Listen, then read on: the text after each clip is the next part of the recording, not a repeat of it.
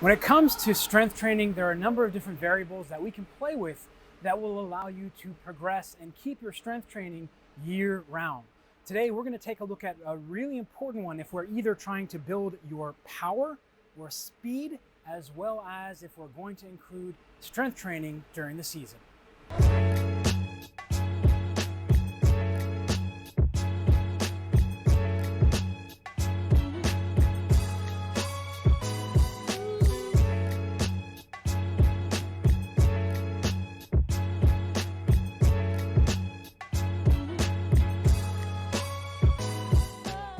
When it comes to strength training, a lot of us as cyclists tend to taper off or cut it out completely at a time when it can most serve us best.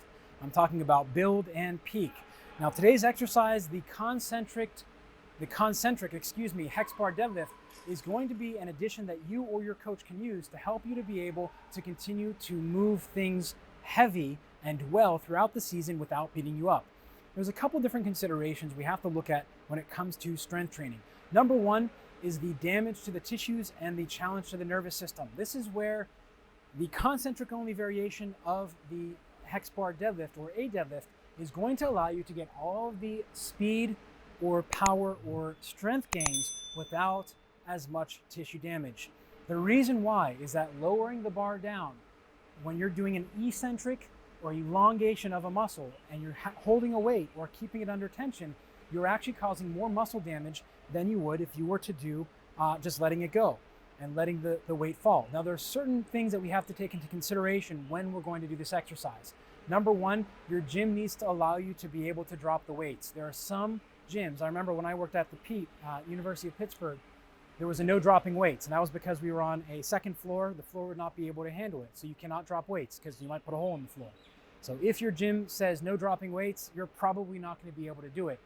Now, the second consideration, if the gym does allow it, is being on an Olympic platform or a platform itself.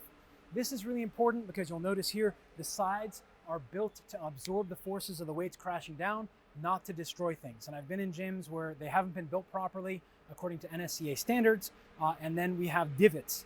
So one side of the barbell sits lower than the other. So really important to understand those two things. Now, I know this is taking a little bit of time to get there, but there is a level of competency and understanding you need to have before we just jump into the exercise. Because I've been doing this for a number of years, and I know some of you are going, oh, give me the exercise, I want to go. We have to have that understanding. Now, one of the most common things that I see with cyclists and triathletes, they think they're deadlifting, but they're actually squatting. There's a really simple way for us to understand the difference between a squat and a deadlift. A deadlift is where the shins stay vertical and the torso comes over, almost perpendicular, right? So we're down here. This is a deadlift. If the shins and the torso are parallel to one another, that is a squat. So I see a lot of squatty deadlifts where people are doing this and saying, well, I'm not feeling it in my glutes or my hamstrings. The reason why is because you're turning it into a quad dominant movement. So that said, if you have a squatty looking hinge, the concentric deadlifts I'm about to show you are not for you yet. You need to work on the hinge to a point where you're able to do it flawlessly, because as you'll see in a moment, we have to set and reset every single repetition. Now, the goal of the concentric deadlift is to get the strength gains of concentric. We're getting the nervous system to fire, the muscles to work, but we're limiting the muscle damage. This is where we can do this during build.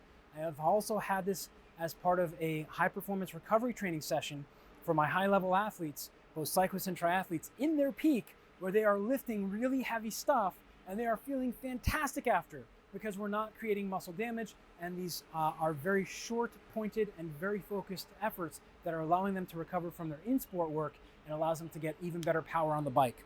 So let's take a look at the concentric. So number one is I want to make sure I'm in the center of the hex bar.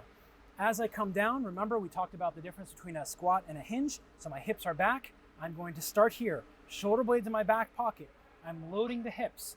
Now, here's a tip. This is a pro powerlifter tip.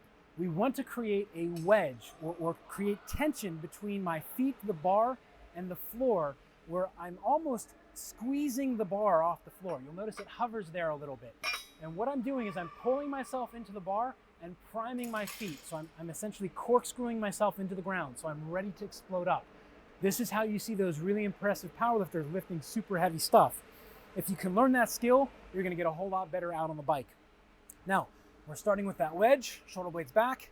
I'm gonna come up, drop. Now you'll notice it's loud. And this is another reason why some gyms don't allow it. It's very disturbing to others. And I'm sure some of you have seen guys and gals doing this in the gym and going, why are they creating such noise? They just want attention. No, it's because they're trying to limit muscle damage and increase the ability to produce power or explosiveness or to stay sharp from a nervous system and muscular standpoint. I'm also keeping my eyes on the bar when it drops. This is really important because when you have bumper plates on, or if the sides are very bumpy, the plates can cause it to bump around. So you want to keep an eye, so you're still coming up, reset, here, up. There you go. Do you see how it jumped up? You need to be very aware. Now, when you're doing this, you may have to kind of scooch over, bring the bar back. If you're doing super heavy, you won't be able to bring the bar back. So you're gonna have to play with it a little bit. I have a video up on my Instagram from November 2023 where you can actually see the bar jumped around, the pin fell off because it didn't fit the bar exactly because that's what I had. You just have to roll with it and do the best that you can. So it might interrupt your flow a little bit. And this is also why you need to be more intermediate, at least with your deadlifting, because we need to be proficient enough that every time the bar comes down, you can reset yourself and get a good hinge.